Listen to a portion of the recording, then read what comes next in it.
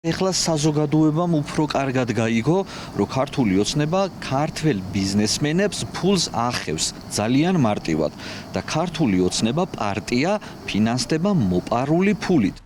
ბიზნესის რეკეტის აღიარება. Ამ შეფასებას აკეთებენ კორუფციის მკვლევარები და ბიზნეს სექტორის წარმომადგენლები.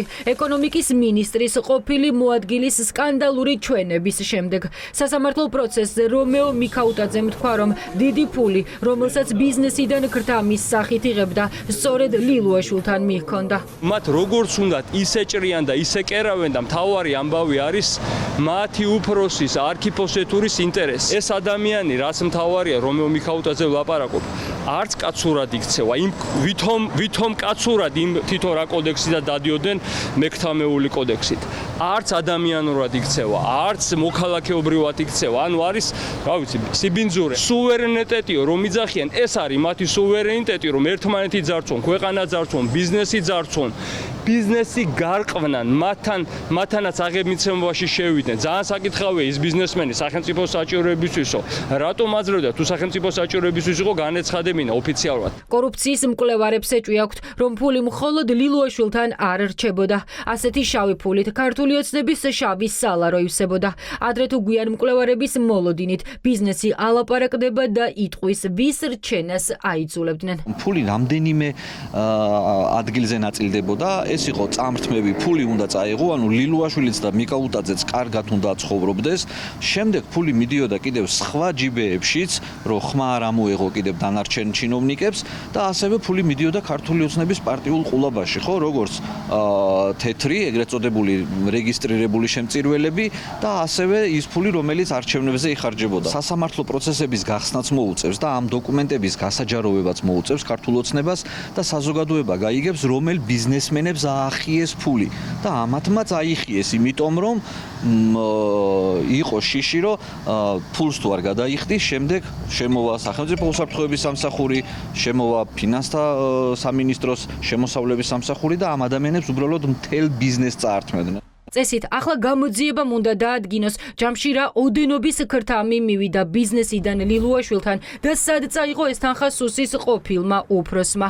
რომეო მიქაუტაძე ენერგეტიკის სექტორს კურირებდა, თუმცა ოპოზიციას ეჭვი აქვს, რომ ეს ერთადერთი დარგი არ ყოფილა, საიდანაც ბიზნეს ხარკის გადახდა უწევდა. მათი თქმით, ეს საბოლოოდ ხალხის ჯიბიდან ამოღებული ფულია, რადგან მილიონები, რომელსაც ჩემოდნით აგზავნიდნენ, საბოლოოდ სწორედ იმ ფასებზე აისახებოდა, რომელსაც ამა თუ იმ პროდუქტსა და მომსახურებაში საზოგადოება იხდიდა.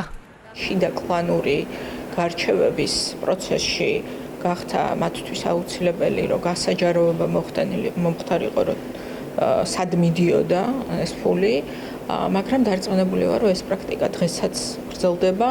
უბრალოდ მიმღები ალბათ არის სხვა და ჩანაცვლა მიმღები. არანაირი კორუფციასთან ბრძოლა ქართული ოცნების პირობებში არ მიმდინარეობს შიდა კლანური ბრძოლები რესურსების გადასანაწილებლად და ეს კიდევ ერთხელ დადასტურდა ამ ფაქტით. რომეო მიქაუტაძემ აღიარა ის პრაქტიკა, რომელიც არის ჩამოყალიბებული საქართველოში, როდესაც ბიზნესი ფაქტობრივად ხარკს უხდის ივანიშვილის რეჟიმს, შავ სალაროში გროვდება ფული, ამ სალაროს ფაქტობრივი ფუნქციონერი იყო ლილუაშვილი, როგორც ჩანს, მან ფული მოუტეხა ივანიშვილს და აღმოჩნდა ციხეში. აი ამას არ ყვევენ ახლა, საწავიდა ეს ფული, თუმცა ეს პრაქტიკა, ეს დამოკიდებულება ქართული ოცნების მხრიდან არ შეცვლილა. ორი ჯერზე ვიხილეთ ხილება. რა დაუწერელ წესებს ექვემდებარება ბიზნესის კეთება საქართველოში. მათ ეს აკმაყოფილებთ? მათ ასეთ ვითარებაში მძევლობა აკმაყოფილებთ. ამდენად ისინი მზად არიან შეეგუონ ვითარებას და ასეთ ვთქვათ მდუმარე მორჩილებაში იყვნენ. პირადად ჩემთვის ალბათ ეგ იქნება უფრო არსებითი, ვიდრე ის თუ ვინსად მიიტანა, იმიტომ რომ ამ სისტემაში ფულის მოტანა არ დასრულდება მანამ სანამ ბიზნესი არ ამოიღებს თავმოყარე ბიზნესის ხმას. რას ფიქრობს ბიზნესი? როგორ რეაგირებენ კომპანიები ქართული ოცნების სავარაუდო ტერორსა და ზეწოლაზე, ან დამდგარა თუ არა საკითხის განხილვა დღის წესრიგში, როგორც საჯარო შეხვედრებზე, ისე პირად საუბრებში. ეს იმ კითხვების მცირე ჩამონათვალია, რომელიც ბიზნეს ასოციაციებთან დავსვით. მათი ნაწილის პოზიცია კი ასეთია. ბიზნესი არ არის იმდენად დიდი, რომ აქტივი ხადოს თავრობასთან. ანუ არ მოსულა თქვენთან მსგავსი ინფორმაცია არაფერზე, რომ ვიღაცა მაგალითად დაეტერორებინათ, გამოეძალა თანხა, ან იძულებული გაეხადათ. არა. შემამდე ასეთი ინფორმაცია ნამდვილად არ აქვს. რაც გუშინ გაჟღერდა მიქაუტაძეს მხრიდან, მე ამას უფრო რაღაც პლანური დაპირისპირების რეალობას უფრო უყურებ, ვიდრე ბიზნესის ტერორი.